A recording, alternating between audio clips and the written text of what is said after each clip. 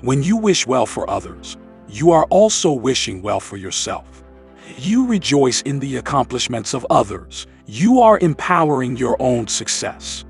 You look at your neighbor's house or new car with joy and admiration. You are causing these kinds of things to happen in your life as well. Truly, you can't imagine how much power using the right and appropriate words in any situation has on you. A big problem is that many people fall into pessimism, envy, and comparison. People who start to express thoughts like, "I'm sure there are people with more experience than me who won't get that job. I'm sure when we get to the restaurant, there won't be a parking space. The dress my friend bought is nice, but it would look better on me than it does on her. With the money the neighbors spent on their new car, I would have bought a better one." These types of people are not aware of the damage they themselves are causing in their lives. They are provoking an attraction to the very thing they are approaching. It is not surprising that people to whom life is supposedly not smiling at them use this way of thinking and expressing themselves. You will not hear successful people use defeatist or pessimistic terms.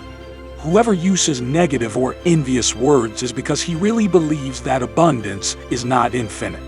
They believe that not all people can have abundance, and that if the people who have that abundance were worse off, they could be better off or at least not feel so bad. Abundant people rejoice in the abundance of others and know that there is plenty for everyone. Even from the worst place and the worst situations, many people have managed to turn a complicated life into a life of success. Every year, the number of nouveau rich increases. It is not by luck or inherited inheritance.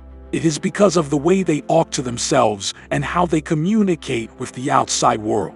As long as you believe that everything that happens to you in this life is the result of chance and luck, you will be like a cork in the sea. You will be adrift and without direction. In the Bible, which is the greatest metaphysical book ever written, it was said, "By your words you will be condemned, and by your words you will be justified." He who has ears to hear, let him hear. It is not what goes into the mouth that defiles, but what comes out of the mouth that does so, because it comes from the heart.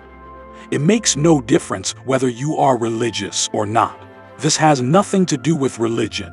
It has to do with metaphysical principles. Understand that the universe, which is the same as your reality, is mental. That we are made in the image and likeness of the Creator. Stop and think about this for a moment. You are made in the image and likeness of the Creator. I don't care if you name it God, universe, Holy Spirit, universal consciousness, etc. It means that you yourself are a creative consciousness. Your universe is your inner self. It is what you create and perceive. So you are the one who created it. Please understand this. The moment you understand it in a profound way, your life will change incredibly. This is why it is so important that you use the right words. It is the key that unlocks the doors to the world you would like to reach. Remember that the word is the spoken thought. Notice what kind of words you use. That is your reality. That is what is reflected in your world.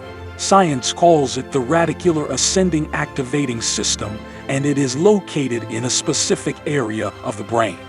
It is in charge of looking at what we believe to make us right and reinforce the idea. That is why people who get pregnant start to find themselves more pregnant, or people who have bought a red car start to see that car in red much more often. What actually happens is that your brain is programmed to fixate on what you believe is important to you. Whether you are pregnant or not, there will be the same number of pregnant people, and whether you buy a red car or not, there will be the same number of red cars driving around. This is extremely important because what you focus on is what you put your energy into, and that is what you provoke and attract.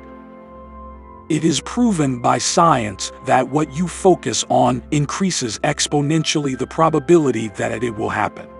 Your brain is programmed for it. That is why from this very moment you have to pay attention and analyze what are your thoughts towards you and towards others. how you are talking to yourself, and what language you use with others. If you do not take care of your language, you are condemned to happen what you verbalize. It is called the self-fulfilling prophecy. So if you're sitting quietly in a park and you see kids playing with a ball and you start thinking, "I'm sure I'll get hit," the ball will at some point come towards you and hit you.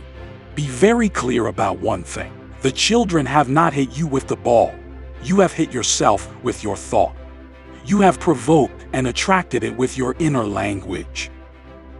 When you understand that the word is what moves the world, you will be able to create your own. Your words should always be of growth and support both for yourself and for others. It is amazing how many people I have met throughout this time, and they have a negative and pessimistic inner language. I observe their lives, and it is a reflection of their level of consciousness as their words give them away. Much to blame is the belief in expressions such as, "You must earn a living by the sweat of your brow," or "If you don't behave well or do such and such, God will punish you." All these kinds of phrases and beliefs have done terrible damage. They are limiting the lives of many people. I want you to understand and know one very important thing. There is no punishing God. Hell does not exist.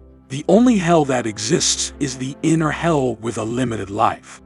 God, the universe, the cosmos, would never want anything bad for you. In fact, He is so kind that He lets you have the life you want to have. If God wanted you to be a certain way or do certain things, don't think He would force you to do them. God is love, and that is why He created you in His image and likeness so that you could have the life you want. The only problem is that you have forgotten who you are and the manifesting power within you, and you are unwittingly misusing it. I promise you one thing. Start using a proper inner language, a motivational language, a language that is creative and not destructive. Do the same when you address others, even mentally. And I can assure you that your life will grow to such a level that it will seem like a dream. Synchronicities will begin to occur that will move you towards the life you want and desire. Many or all of your problems will be solved in one way or another. And the best part of all this is that you will experience heaven on earth. You will become light to yourself and others. Leave a comment saying "I am light" if you have just become aware, and remember the creative and manifesting power that has been given to you simply by being and being made in the image and likeness of the Creator. Now go to the next video to continue learning how to manifest the life you want, but not before giving a like. Hit the bell and subscribe to the channel, because I promise you that your life will change in an incredible way. I wish you the best in your life, and see you in the next video.